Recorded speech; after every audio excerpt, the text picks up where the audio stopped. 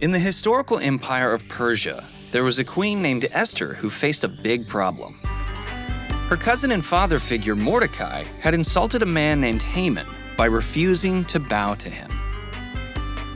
Because Haman was your standard prideful villain type, he put an evil plot into motion.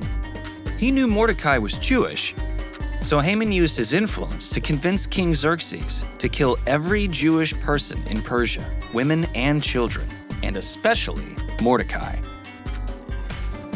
King Xerxes agreed and decreed this plan because he liked Haman and wasn't particularly attached to any Jewish people, or so he thought.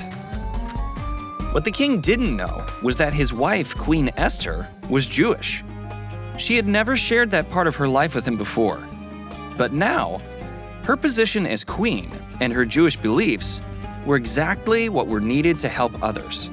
She had been put by God in the right place at the right time for the right reason.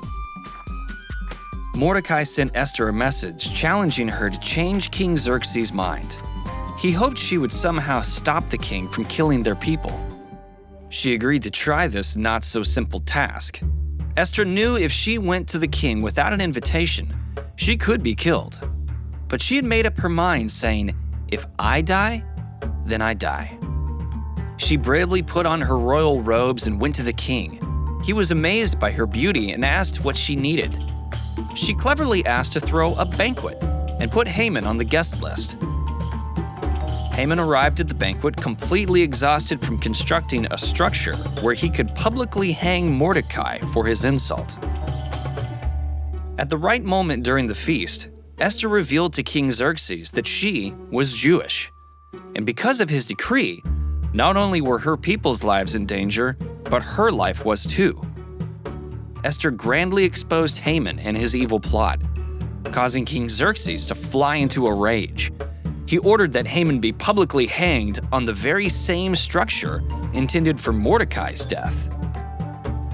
When the moment came for Esther and Mordecai to make a difference in the world, they were always right where they needed to be and exactly who they needed to be. They bravely lived a holy life dedicated to helping others. Nothing stopped them from stepping in, not even the threat of death. You don't have to wait for someone else to help. You can step in. God made you who you are to help where you are.